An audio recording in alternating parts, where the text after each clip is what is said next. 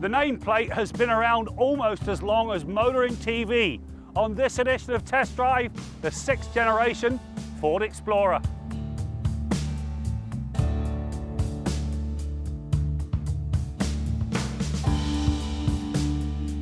Before the Ford Explorer, there really wasn't a family-oriented SUV segment. The launch started it, and it's grown into one of the hottest in the market. So much so, Ford is now essentially a truck company forsaking its car portfolio.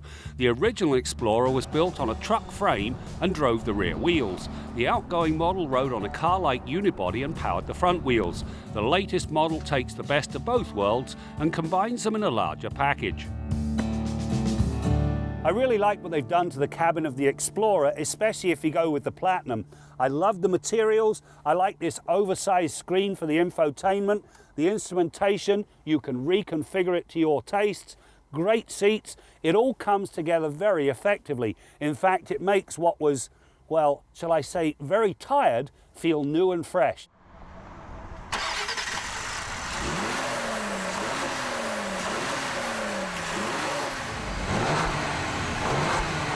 The Explorer Platinum is powered by a 3-litre twin-turbo V6. When the turbos are blowing full gale, it twists out 365 horsepower and 380 pound-feet of torque at 3,500 RPM.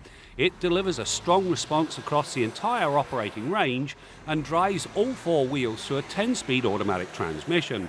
Unlike so many mega-speed boxes, this one actually managed to find the right gear without hunting and pecking. The combination also brings a run to 100k in 6.5 seconds and a towing capacity of 2,540 kilograms. Now you hear me talk about Apple Carplay and Android Auto a lot on Test Drive. Now some people have said they're a distraction. Well, I disagree. Once the apps are paired to the infotainment unit, you've got access to all the key functions and you don't have to take your hands off the wheel or your eyes off the road. To me, that makes them the ultimate anti-distraction aid.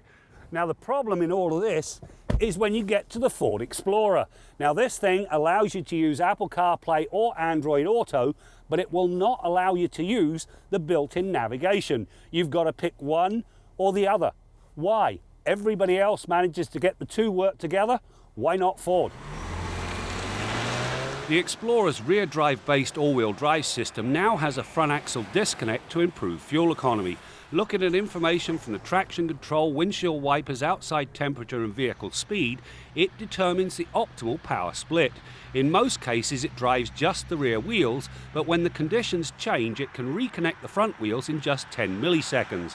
This means its action remains unnoticed by the driver.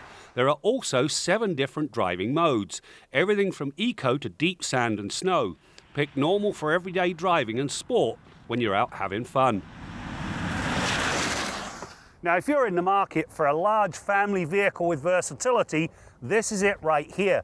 The middle row, there's plenty of room, in fact, enough room for 3 adults. And the third row, well, it's actually usable. And again, as long as it's for a short trip, it'll work for adults.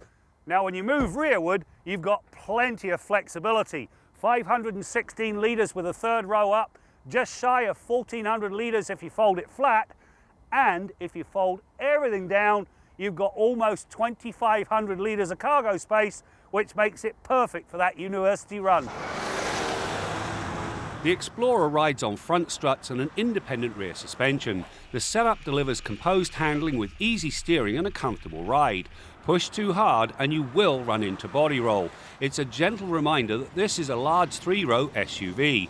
The plus is that the rear drive-based platform makes the Explorer feel less ponderous than the outgoing model and better than many of its peers. Now this latest Explorer really is a cut above the outgoing model. This thing's got style, substance, versatility, it's got the right sort of power, and it handles very nicely. Of course, if you want to go whole hog, there's always the ST.